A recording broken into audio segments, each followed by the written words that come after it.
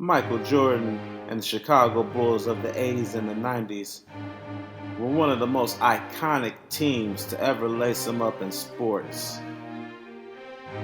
They had many trends that would go on to influence the NBA, Chicago Bulls fans, basketball fans in America, and basketball fans abroad. Here are 6 influential trends started by MJ and the Chicago Bulls. Number 6, statues in front of stadiums. Before Michael Jordan, there were very few statues in front of stadiums. When MJ retired in 1993, the designer did a splendid rendition of the most iconic statues of all time. Michael was there in attendance on November 1st, 1994 to see his 12-foot sculpture unveiled.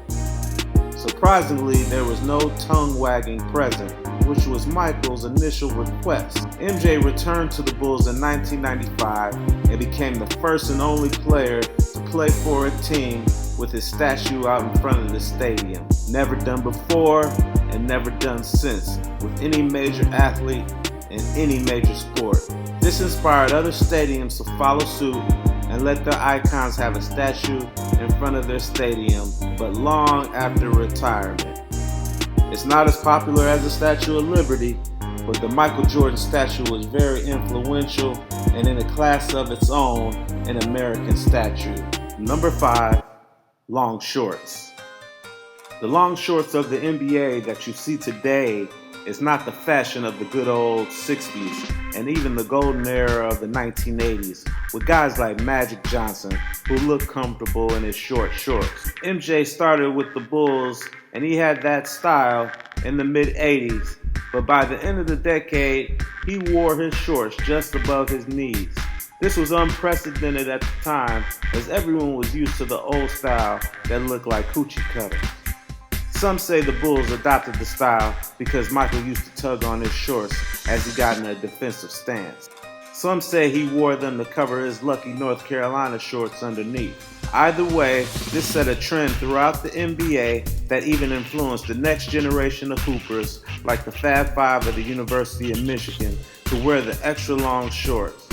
That trend reigns as the norm for all basketball players worldwide, unless you're into that sort of thing. Number 4, black shoes in the playoffs. The Boston Celtics were the first team to wear black shoes, but they wore them all season and playoffs long. Michael Jordan was critical in ushering in black gym shoes as the common shoe was plain old white. Michael unleashed the black Jordan 3s at the 88 All-Star Game and in the 88 playoffs that same year. In Game 3 versus the Cleveland Cavaliers in the 89 playoffs, Michael Jordan and Brad Sellers thought it would be a great idea for all of the players to wear black sneakers to show team unity. The only problem was everyone wore white shoes and there was no black sneakers out at the time. So the solution was to dye all the shoes, which caused a headache for the equipment guys as black ink would be all over the place. The game that defined this shoe was Game 5 as Jordan hit the game winner and had the iconic jump pose in the air. This would help the iconic black Jordan 4 to be a fan favorite. The Chicago Bulls would continue to do this tradition in the 1990s and influenced other NBA teams to wear all black in the playoffs. The Fab Five of the Michigan Wolverines made the black shoe with the black socks even more popular, but they would say they were influenced by Michael Jordan and the Chicago Bulls. Number 3, alternate row jerseys. The Chicago Bulls weren't the first team to have alternate row jerseys, but they set the trend for today's NBA of having jerseys galore. They unveiled the black pinstripe jersey in a game in November during the 1995-96 72-10 championship season, and the jerseys were an instant classic.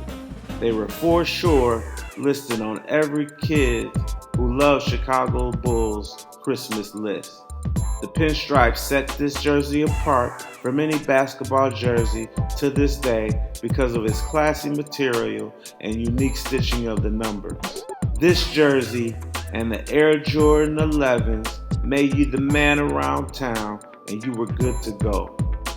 Unfortunately, this jersey was tied to some of the Bulls' few losses that season, and in the next season, they wore the all-black with no pinstripes, in which the current Bulls wear even to this day. This was just the beginning of a long list of Bulls alternate jerseys. Number 2, turning off the lights for the starting lineup. At a time when most NBA teams didn't so much as play pop music in their stadiums, the Bulls' pioneering game operation crew managed, using little more than a spotlight in a loud, darkened Chicago stadium, to create what would become one of the most iconic pregame rituals in all of sports. The team tried it first in 1977, but abandoned it when Coach Jerry Sloan disliked the idea of turning off the lights because he thought it fired up the opposing team. The Chicago Bulls were one of the earliest NBA teams that fully embraced not only the player introduction, but music during timeouts and between quarters, as well as a gnarly halftime show.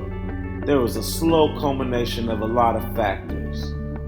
An old Chicago stadium building that was very loud, a fired up die-hard fan base that starred for a great basketball team, and the most exciting, marketable athlete ever in Michael Jordan.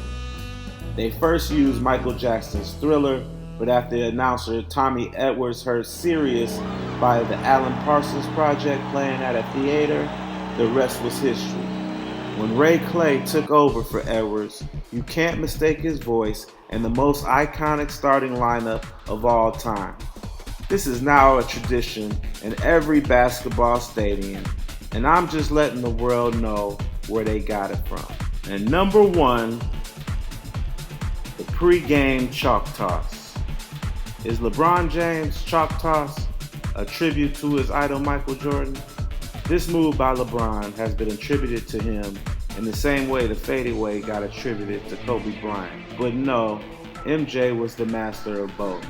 Jordan used to clap powder into the face of Johnny Red Kerr as a pregame ritual when he was with the Bulls. It was said that Red Kerr, who passed away in 2009, was said to have prided himself on never missing a second of Jordan's career with the Bulls and their famous resin bag exchange. This exchange was one of the joys of watching a Bulls game in the 90s. LeBron's is more of a narcissistic ritual to let everyone know, "I'm here, everybody." He still continues his half tribute today, so the next time you see it, just remember where it comes from. So there you have it. All these trends have stuck around for years, and they have influenced the culture of basketball. And you have to thank the Chicago Bulls and Michael Jordan. And I want to thank you for watching this video. Like, share, and subscribe. And peace out.